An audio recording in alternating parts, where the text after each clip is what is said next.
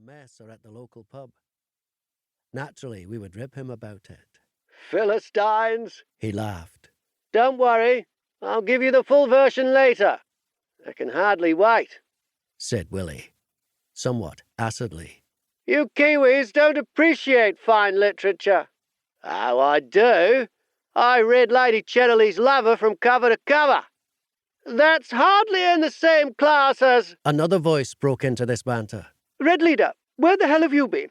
Flight Lieutenant Brent Judd's clipped tones came over the radio.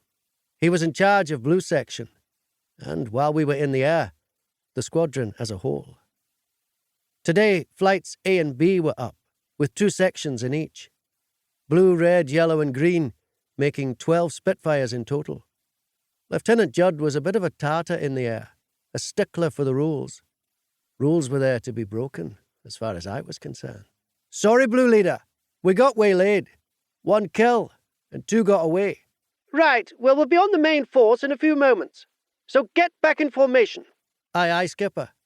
My section joined the rest of the airborne Mavericks, and I resumed scanning the sky for enemy planes. I wondered why the ME-109s had given up so easily, and thought they still might come back on a sneak attack. Within a few minutes, we spotted the Heinkel bombers flying in from Dover.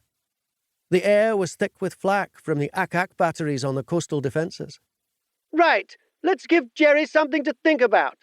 Watch out for fighters, and try not to get shot down by our own guns," Judd admonished us. Over the radio came cries of break right and break left as the sections peeled off and went on the attack. Shooting bombers was a very different kettle of fish from shooting fighters. The bombers can't manoeuvre and rely on their gunners for defence. They were going to be sitting targets, wallowing along on their course and hoping to get through to release their deadly payload.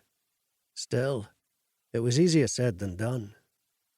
I brooded, leading my section into the thick of it.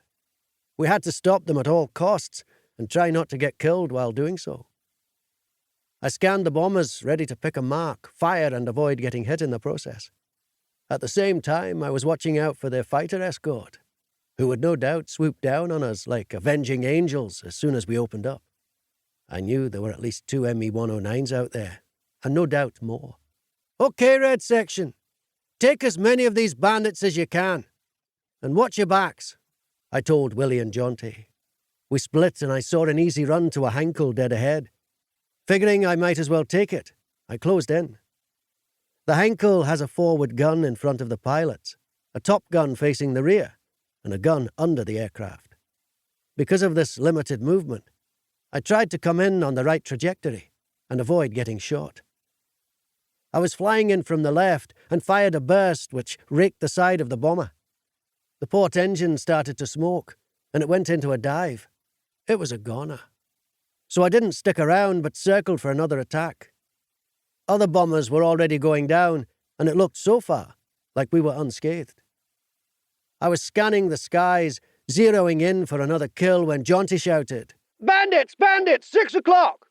I fired a burst at the next bomber in my sights and broke off.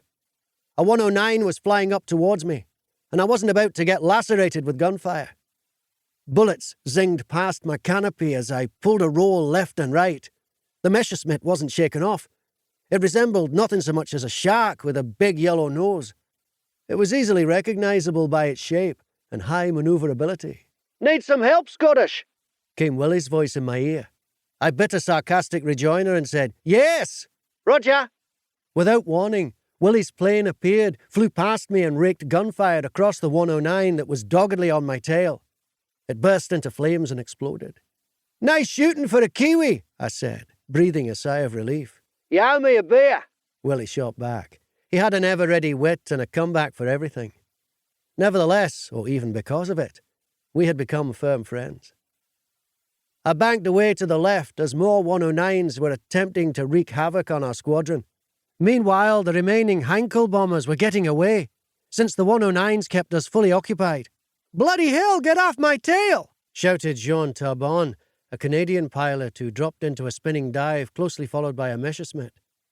I gunned the throttle and got behind the 109, firing burst after burst until it started to smoke.